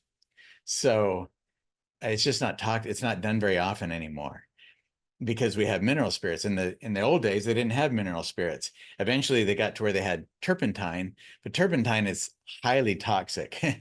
And I did do, like I used in the early days, the 90s, 80s and 90s, once in a while I used a medium made from the Ralph Meyer handbook. It was with Damar and turpentine, and I don't remember what else was in there. But the turpentine is not good. It's highly toxic in terms of the fumes. And turpentine itself will if you're painting with it and some of it splashes on your hand and you have paint on your hands, the turpentine will actually absorb through your skin into your bloodstream and take the paint with it. Mineral spirits will not do that. So turpentine is wonderful to paint with. It is so much nicer than mineral spirits to paint with because it's more oily and it makes great washes. It's just super unhealthy to paint with it. So some people will just make sure they have really good ventilation in their studios, or they'll use it when they're painting out on location. But even when you're on location, I noticed in the early days when I painted with it, I could still smell it. If you can smell it, you're getting the fumes from it, even when you're outside. So I had the person that painted that right there, my professor that I bought that painting from, he got to where he could no longer go in his studio. He built up such a toxicity in his body because he used turpentine his whole career that he just got sick when he got around it. So that's why I got really, it was him that caused me to start thinking early on about the toxicity of things. And I started wearing a respirator when I would use turpentine at all.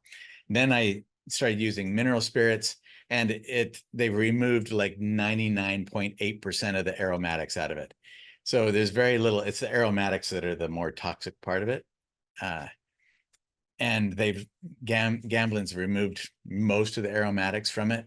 So it is, if you live in a city, the mineral spirits isn't any more harmful than just walking around your block than walking outside.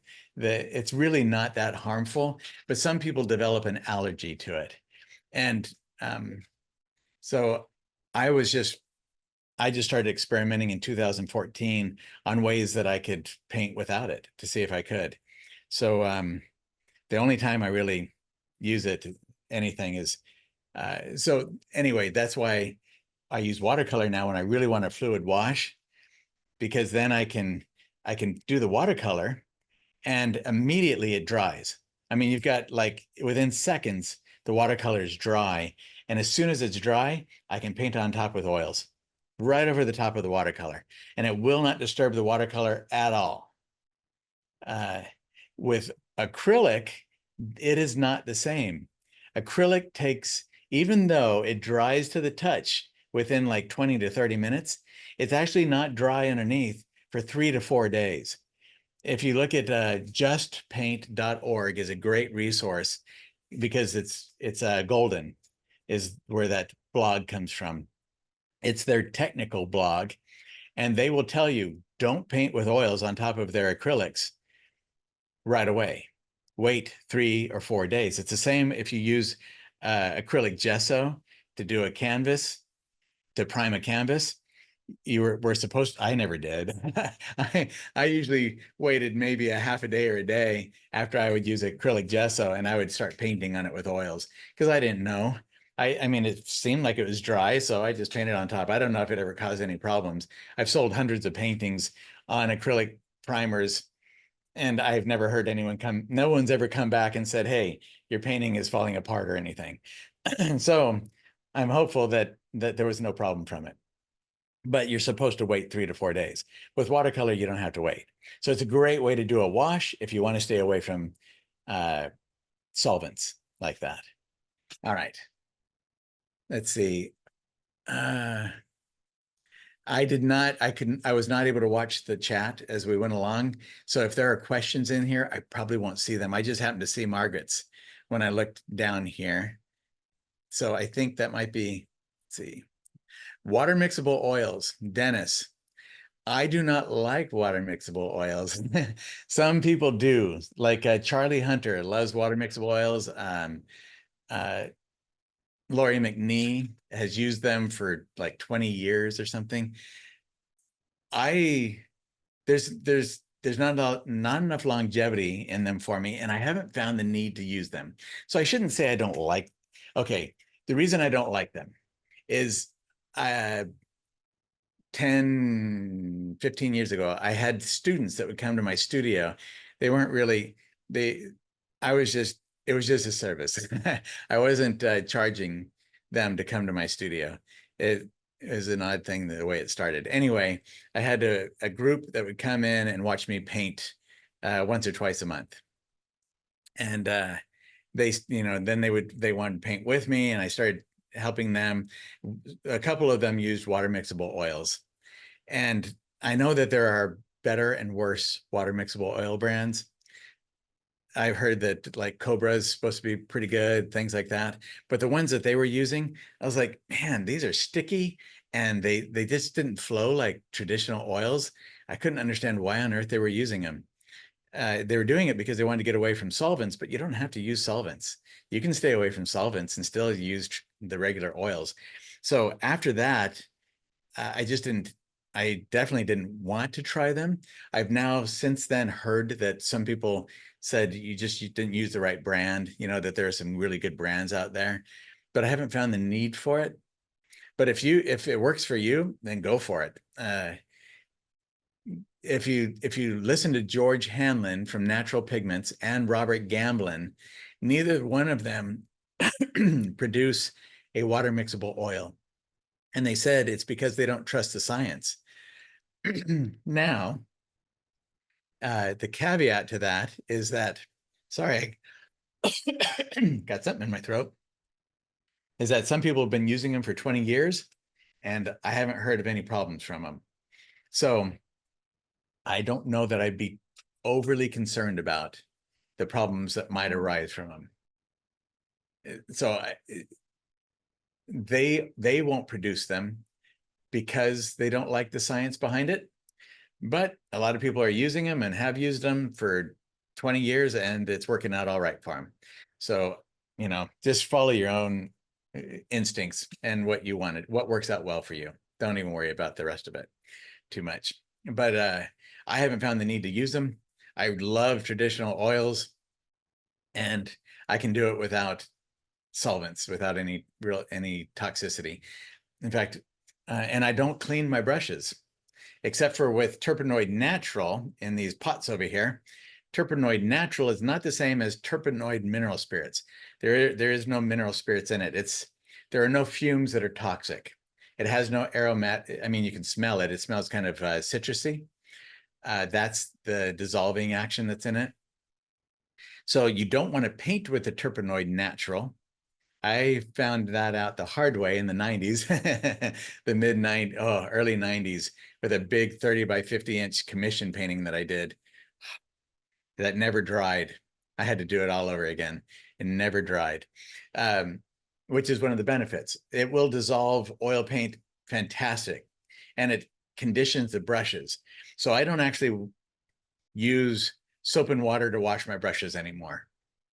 The soap and water dries out the brushes, the oils in the brush, and then you have to recondition them. Well, the Turpenoid Natural, I rarely ever have to get my brushes super clean because you could see how I painted it always works out well. And the brushes are always clean enough that I don't dirty up any mixtures that I'm working with. So I don't wash my brushes with soap and water anymore. I will clean them with, I have 5 pots, 1, 2, 3, and then those 2 back there. And that's my sequence. I start with the dirtiest, go to the next one, and the next one, until I get to that final one back there, that pot. And that's my cleanest one. And that gets, by the time I get to that one, my brush is, and they're all filled with Turpenoid Natural. My brushes are plenty clean. And then I just set them down in my brush holder back here, and they're all ready to go. So I don't even remember where that started from. Oh yeah, so I don't have to worry, like they talk about the easy brush cleanup with water mixable oils. I don't worry about that. At the early stages, I don't have to worry about water. I can use, in fact, Watercolor works so much more easily than because you're not supposed to use a lot of water with those water mixable oils, and you're not supposed to use water farther on in the painting. But the initial washes from that will still take a long time to dry. They don't dry immediately, from what I understand, whereas the watercolor does. So I can put a wash down on a painting and boom, it's done so fast. And then I can paint right on top of it. So that's why. Anyway. All right. Let's see. And it showed him sitting on a stool while an oxygen tank. Yeah, good chance of that one, Dennis. And when do I call a painting done? That's a great question, Jan. I don't. when I can't at the moment think of anything to change, when I can't think of anything that will make the painting better. So at that point, I put it away and I either send it off to a gallery. So there are times when I've sent a painting to a gallery and I've thought later after I look at it, oh man, how did I not see that? You know, something in it that I just thought that is terrible. It really needs to be changed. And sometimes the painting will sell before I can get it back. And then I just wish I had done it better. But there are times that I'll have the gallery send the painting back, I'll fix it up, and then I'll send it back out again. But usually what I do is I have my wife, Christy, come in and say, this is not working. She's my second eye. We do that with the membership, with the growth membership. We have a monthly critique where members send their paintings in so they can get a second eye. And I go through and give some suggestions on it, on what they might be missing, because all of us are like that as artists. We might end up with, I've seen it with the best of them. Bob Kuhn, my favorite, well, I love Rungus. Carl Rungus is probably my favorite, but Bob Kuhn is one of my top favorite wildlife artists. Richard Schmid, I love his work. And both of those amazing artists, Bob Kuhn and Richard Schmid, I've seen paintings where I just thought, oh man, they missed that. Like Richard Schmid, there was a painting, he had all these flowers in a row. And I know that if he had noticed that, he would have changed it, because it cut the painting into sections, into two halves, basically. We all get things like that. A brushstroke that just isn't working, but the brain is amazing. The brain will fix something like that, and we'll get that image in our head because we don't see with our eyes. And this is why this happens. We don't see with our eyes. Our eyes just let the information come in, and then our brain interprets the information, and the brain will form the images it thinks we want to see, as well as translate the information that's coming into it. We're getting a combination of factors going on there. So what happens when we're painting is we'll go along, and like this happens to me, at least. I'll go along and I'll be painting and I'll see an area and I think, oh, that's terrible, I need to fix that.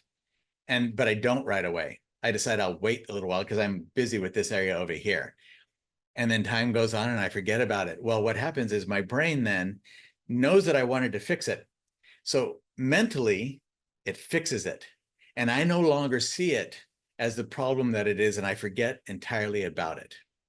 And it's because when I look at the painting, my brain has this filter it's formed, this completed, fixed thing that I had intended to do.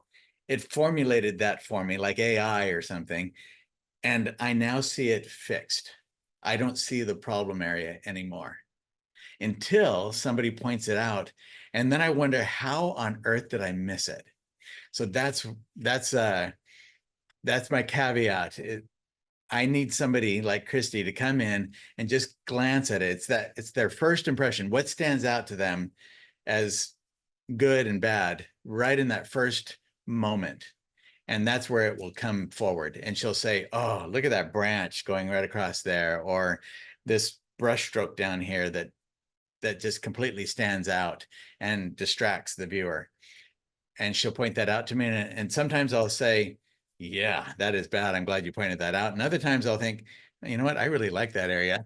So I'm going to leave it because I'm the artist and I can. So that's how once we get to the point where neither I nor Christy can see something to change, that's when I call it good. That doesn't mean that later on I won't have something stand out to me. Gamvar, I do use Gamvar as a varnish. And but Gamvar has its limitations. So there are several different types of varnishes out there. I haven't used them though. I've just read about them. So you'd want to research if you have a problem, like if you're doing with even Gamblin will tell you if you have an area that doesn't want to get bright or whatever, it doesn't want to get glossy, then you'll have to like take some mineral spirits and dilute the varnish a little bit and work into it. That's when I do use mineral spirits, is when I'm working with the Gamvar. But I'm not worried about that. I don't think it's hurting my health a whole lot. So anyway, that's it. Let's see. All right, I think hopefully that's it. Anything else before we close it out? This went a lot longer than we were planning on it, but hopefully you got a lot out of it. And let's see, Q&A. Oh, I didn't even notice that. There's this Q&A one. Let me make sure in there. That was early on. Please review the colors you use when painting white flowers. Oh, okay. Will a gouache wash under oils be similar to a watercolor wash? Gouache has, what is it? Chalk or something in it, I believe. And that will tend to absorb. It's going to be much more absorbent than the watercolor in terms of absorbing the oils from the oil paint. So like with anything, you can paint oils on top of almost anything, but just think about the absorbency of what you're painting on. So if it's too chalky, like pastel, let's say you put pastel down on there, use a pastel crayon to do an underdrawing or something. You can paint on top of that. But if you paint on top of it, it's going to want to absorb a lot of the oil that's in your oil paint. And then it might absorb so much oil that your colors on top lose their glossiness, and it's called sunken color. It'll start looking very matte in tone. If your colors start looking matte when they dry, it's because you're using an absorbent, something absorbent underneath it, and it's pulling the oils out of the pigment. So like an acrylic gesso, acrylic primer, it's absorbent, and you'll tend to have more matte colors as the colors dry than you will if you use an oil ground or a lead ground, because the oil ground doesn't absorb all the oil out of the paint that you put down on there, and the colors retain their glossiness or their wet look rather than drying matte looking. So that's, if you have that problem, just know that it's because you have something underneath it that's sucking the oil out of the oil paint, and it's leaving the pigment there with less oil around it. And so the pigment itself is going to look like dirt, which is just flat and matte looking. It's the oil that makes everything look glossy. All right. So hopefully that will cover it. Well, thanks everybody. It was great to have so many of you here tonight. And Thank you. You're welcome. We will do this again sometime in the future. I do have that course. It starts September 17th with the coaching and the everything. That will entail twice a week we'll do coaching. What you'll do is you'll have a series of videos each week that you go through, and then you'll have assignments to do with each of those videos. And then the next week we'll cover those in the coaching so that you can ask questions about them that might come up while you're practicing those things. So that's the whole concept behind the combination of the coaching combined with the course material itself. So that will start September 17th. All right. Everyone, have a wonderful week, and let me know if you practice some of these things, how they work out for you. All right. Have fun, everyone, and we'll let you go and get some rest. All right. Have a great night. Thanks, everyone.